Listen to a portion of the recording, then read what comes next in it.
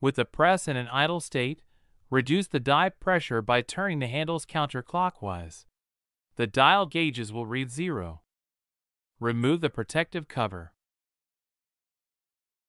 Rotate the cylinder to get to the top of the die, where the guide slots are located. Using a die removal tool, lift the corner of the die away from the magnetic cylinder. Rotate the cylinder to remove the die.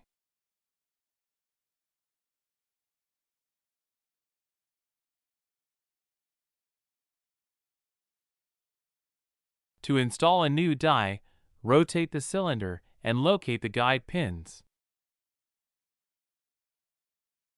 Line up the slots in the flexible die with the guide pins on the magnetic cylinder.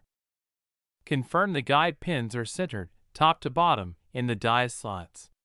Rotate the magnetic cylinder to attach the die. Replace the protective cover. Turn the handles clockwise to set die pressure. Turn the handles together to apply even pressure.